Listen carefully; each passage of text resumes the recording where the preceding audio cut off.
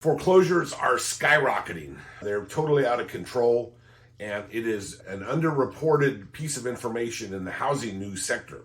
What we're seeing out there is for the last month, in every single state in the United States, on a month-over-month basis and a month-over-the-previous-year basis, every state was up over the previous month. Some states as high as 16x. So in other words, a particular state may have had 10 foreclosures in the month of February, and they had 160 in the month of March. And that number is going up exponentially now. It's much higher than it was here in April of 2023 than it was previous to this. So we don't have a handle on exactly how many, because some states are running 30 to 45 days behind reporting requirements. We're not getting updates on a daily basis anymore for whatever reason. But let's kind of unpack this a little bit and kind of go back to why and what is the genesis for having all of these foreclosures. First, there was, during COVID, the Forbearance Agreements that were in place in all states, essentially government-sponsored entities. All of the GSEs, the government-supported FHA entities, and most conventional lenders had programs in place that gave anybody who was behind on payments a forbearance. In other words, they said, listen, don't worry about making these payments. If you can make them. If you can't, don't worry about it. And the government pushed for this in basically all states.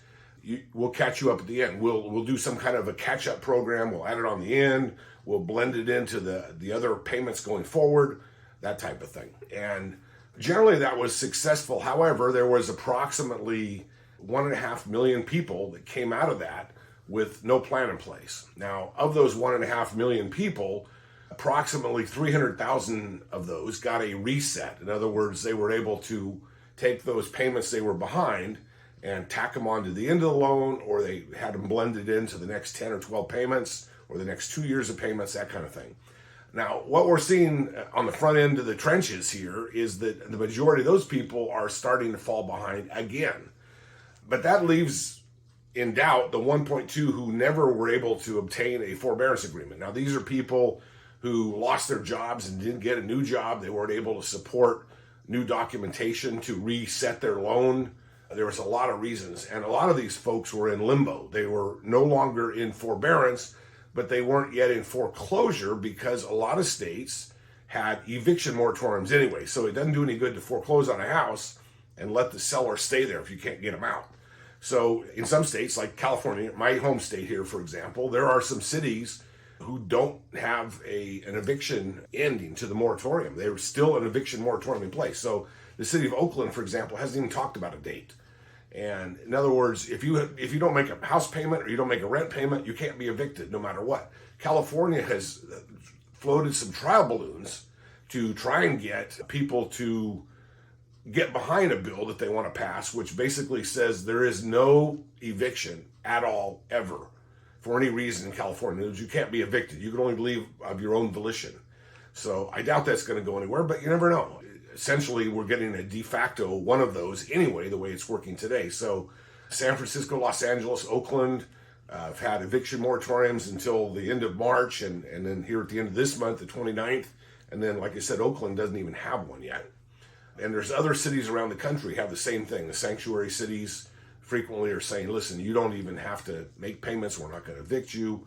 The thing's a mess. So there's 1.2 million homeowners out there that are in this kind of bubble of, we're not making payments, or we're behind on payments, and we don't want to get kicked out of our house, but they're going to be. So my buddies who were involved in the eviction process and the foreclosure process said there's a huge backlog, and it is like astronomical numbers, potentially up to the full 1.2 million, that will get foreclosed on. It will get a default notice here at some point in the next 1, 2, 3 months.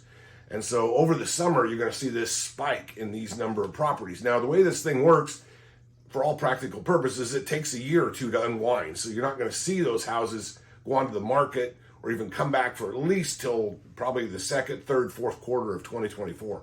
I suspect it's going to be out there further down the road. There's going to be some legal hurdles to go through as a result of the laws that were implemented with regard to COVID and this forbearance agreement and the implied contract that you don't have to make payments. There's some crazy stuff going on with that.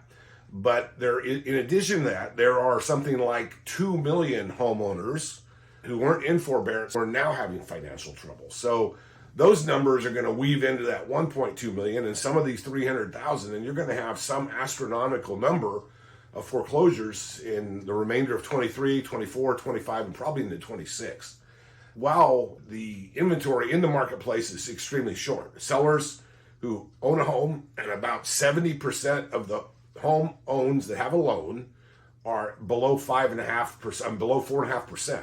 90% are below 5.5%. So everybody essentially, for all intents and purposes, the vast majority of all homeowners out there have a very cheap mortgage, and they're not willing to give up those mortgages to go pay a lot more money. Today, mortgages are around 6.3. They're coming down again the last 24 hours, and they will continue to come down, I believe, over a period of time. Nonetheless, you're going to find a number of people, because of the economy, the recession that we're either in, have just gone through, or going through, you're going to see a number of people be unable to make their payments, and those will add to more foreclosures. Bottom line is you're going to see a huge spike in the inventory at some point here in the next 24 months or so, within the next 24 months.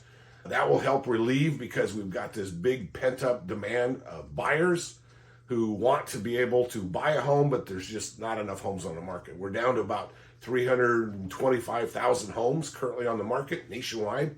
That number should be like 600,000. So we're way off on the number of homes. And the nice thing for those of you who are real estate investors is that foreclosure wave gives you an opportunity to get to them before anybody else, before any traditional buyers can see them, before any real estate agents can get them and list them. Before anything happens, you have a chance to get to them early on in the process. So I would definitely, if I was a starter in the real estate business today as an investor, I would learn my P's and Q's with regard to the foreclosure process on a state-by-state basis. And I would really kind of focus on that deal. I think there's a lot of money to be made. Unfortunately, today there's a lot of government intervention in this process. So it's extremely important that you learn, crossing your T's, dotting your I's, making sure you know what the rules are with regard to your state laws. But if you can get yourself into that business early on and be seen in the local community as that investor to go to the minute you start missing your payments, you have a chance to make some pretty good money out there, because that's where the majority of the inventory is going to be coming from over the next 24 months. Hey, thank you for watching. If you get a minute, I would love to hear your comments about what you think of these videos. Feel free also to put in any topics down here in the comments section, things that you'd like to hear me discuss. Any questions you want, go ahead and put in here. We'll make sure we get a video on it when we get time. And as always, please like and subscribe. Hit that ring the bell button as well to get notified every time there is a new video. Thanks a lot, everybody.